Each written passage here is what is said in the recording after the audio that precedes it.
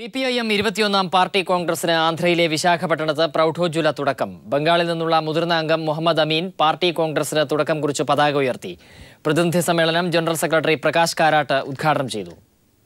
സമ്മേളനത്തിന് മുന്നോടിയായി നഗരത്തിലെ ദാബ ഗാർഡനിൽ സ്ഥാപിച്ചിരിക്കുന്ന ഡോക്ടർ BR അംബേദ്കറുടെ പ്രതിമയിൽ നേതാക്കൾ പുഷ്പാർച്ചന നടത്തി. ജനറൽ സെക്രട്ടറി പ്രകാശ് കാരാട്ടിന്റെ നേതൃത്വത്തിൽ പോളിറ്റ് ബ്യൂറോ അംഗങ്ങൾ ഭരണഘടനാ ശില്പിക്ക് അഭിവാദ്യങ്ങൾ അർപ്പിച്ചു.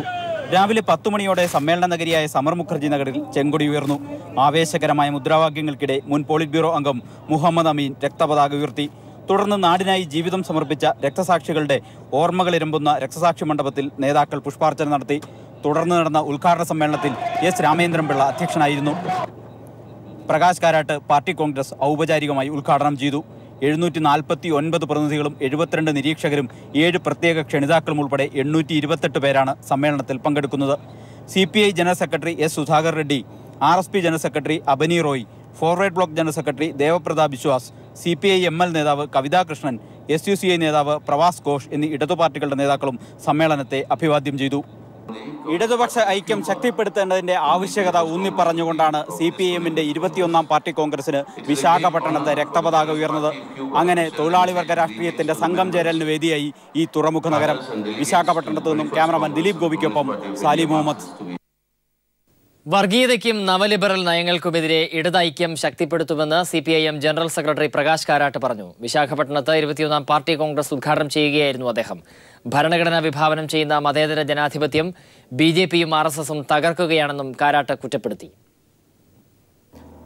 അധികാരത്തണലിൽ BJPയും സംഘപരിവാർ ശക്തികളും രാജ്യത്തുയർത്തുന്ന ഭീഷണി ചൂണ്ടിക്കാണിച്ചുകൊണ്ടാണ് CPIM general secretary Prakash Karat പ്രസംഗം ആരംഭിച്ചത്.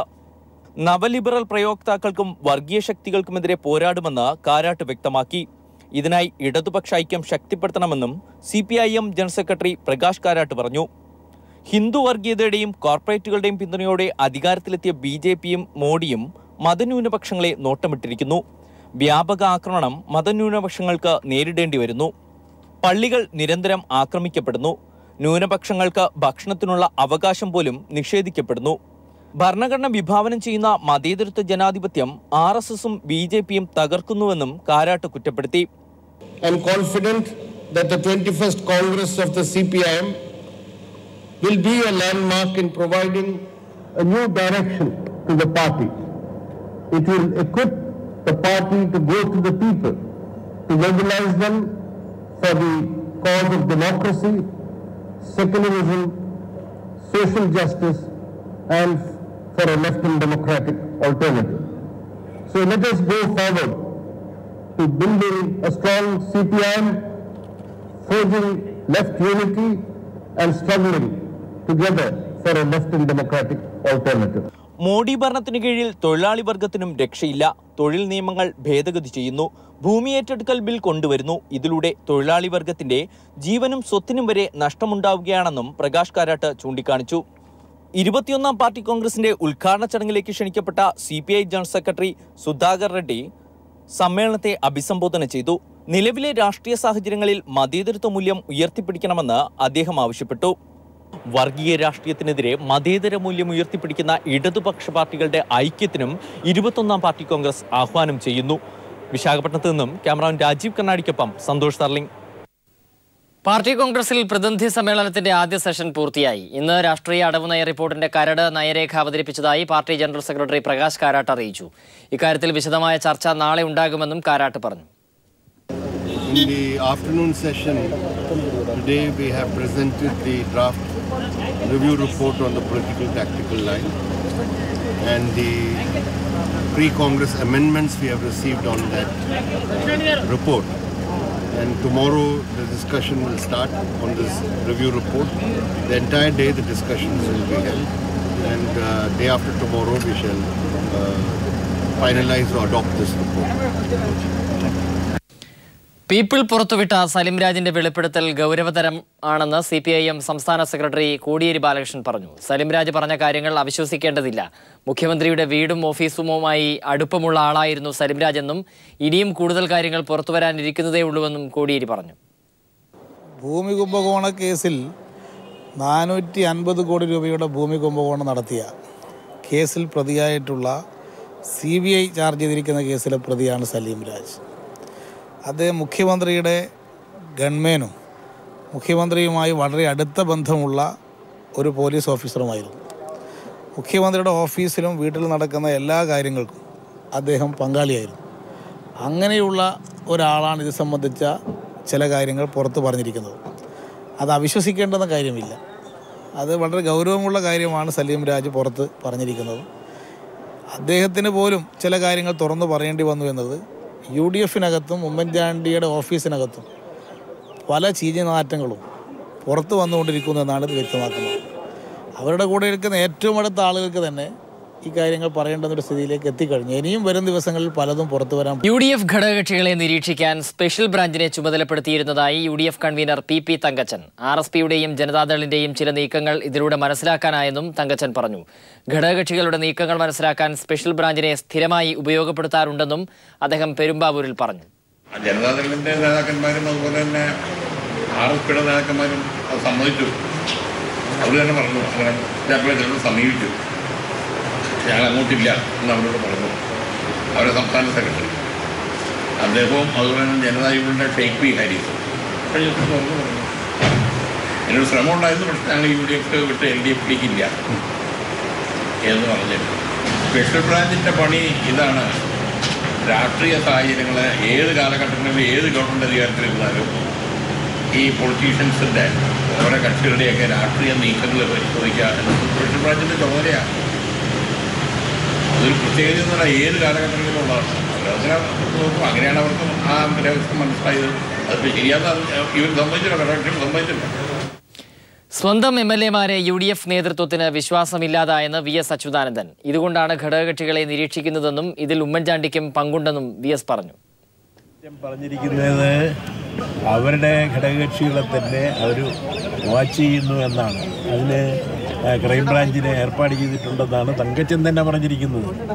ആ ജനതാദളിനെയും RSPയെയും പരിശോധിക്കാൻ വേണ്ടിയിട്ട് ക്രൈംബ്രാഞ്ചിനെ ഏർപ്പാട് ചെയ്തിരിക്കുകയാണെന്ന് കൺവീനർ തന്നെ, UDF-ന്റെ കൺവീനർ തന്നെ പറഞ്ഞിരിക്കുകയാണ്.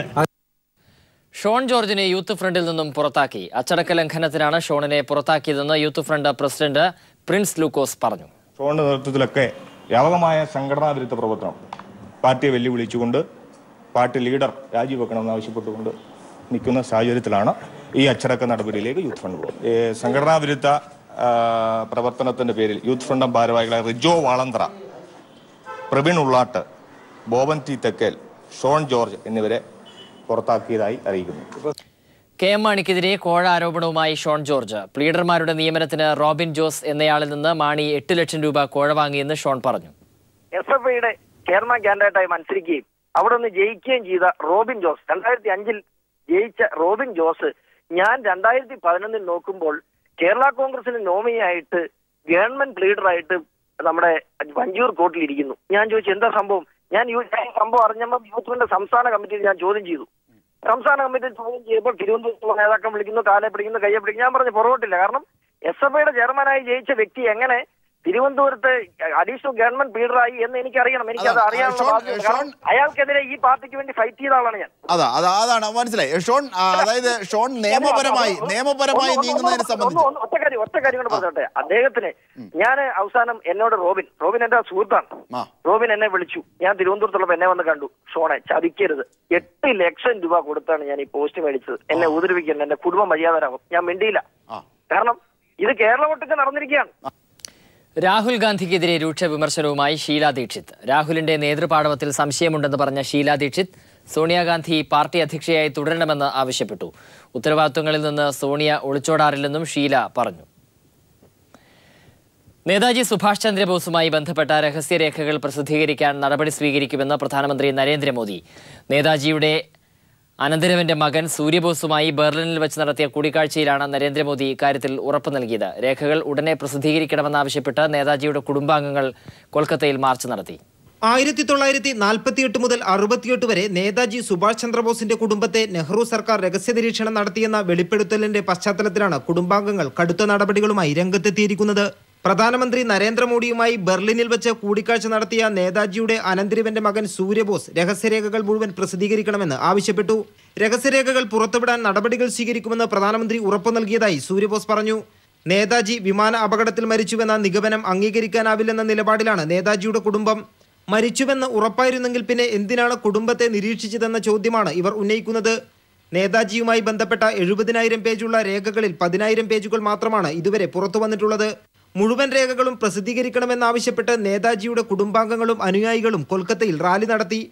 നേരത്തെ രേഖകൾ പ്രസിദ്ധീകരിക്കണമെന്നാവശ്യപ്പെട്ട് കുടുംബം വിവരാവകാശ നിയമപ്രകാരം സമീപിച്ചിരുന്നെങ്കിലും നിഷേധ നിലപാടാണ് പ്രധാനമന്ത്രിയുടെ ഓഫീസ് സ്വീകരിച്ചത്. News bureau, Delhi. കൈരളി പീപ്പിളിന്റെ വാർത്താധിഷ്ഠിത വെബ്സൈറ്റായ കൈരളി ന്യൂസ് ഓൺലൈൻ.com ഇന്ന് അർദ്ധരാത്രി മുതൽ പുതിയ രൂപത്തിൽ വായനക്കാരിലെത്തും. വാർത്തകൾക്കും വിശകലനങ്ങൾക്കും പ്രതിവാര പങ്ക്തികൾക്കും വെബ്സൈറ്റ് പ്രാധാന്യം നൽകുന്നു. സന്ദർശിക്കുക www.kairaliNewsOnline.com. പുതിയ കാലത്ത് വിഷുക്കണി ഒരുക്കാൻ വിപണിയെ ആശ്രയിക്കുകയാണ് മലയാളികൾ. കണിക്കൊന്നയും കണിവെള്ളരിയുമെല്ലാം വിപണി കീഴടക്കി കഴിഞ്ഞു. 80 മുതൽ 100 രൂപ വരെയാണ് കണിക്കിറ്റുകളുടെ വില.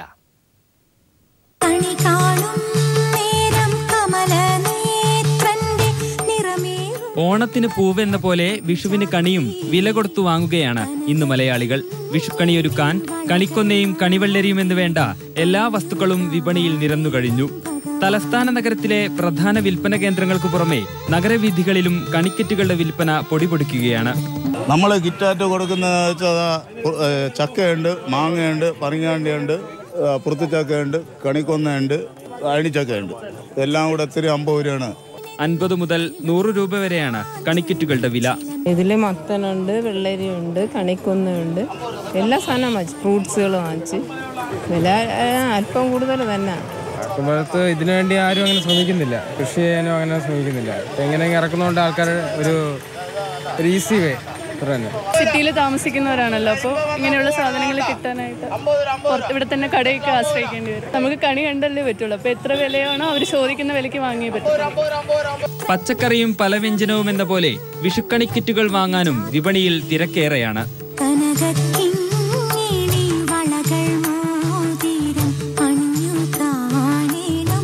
വിഷുവിന് കണിയൊരുക്കാൻ കണിക്കൊന്നയും കണിവെള്ളരിയും മുതൽ കൈതച്ചക്ക വരെ വിപണിയിലെത്തിക്കഴിഞ്ഞു. പണ്ട് വീട്ടുവളപ്പിൽ നിന്നും ശേഖരിച്ചിരുന്ന ഇവയ്ക്ക് പക്ഷേ വിപണിയിൽ വൻ വിലയാണ്. എങ്കിലും എല്ലാവരും ഇവ വാങ്ങുന്നു. കാരണം വിഷുക്കാലമല്ലേ, മലയാളികൾക്ക് കണി കാണാതിരിക്കാനാവില്ലല്ലോ. ക്യാമറാമാൻ ജോജി ജോണിനൊപ്പം തിരുവനന്തപുരത്തു നിന്നും ജിതിൻ ചന്ദ്രൻ. വർണ്ണവിസ്മയം തീർത്ത് വിഷു ആഘോഷവും ഒരുങ്ങിയതോടെ പടക്ക വിപണി സജീവമായി. വില അല്പം കൂടുതലാണെങ്കിലും ആവശ്യക്കാർ ഏറെ ഉള്ളതിനാൽ കച്ചവടക്കാർ സന്തുഷ്ടരാണ്.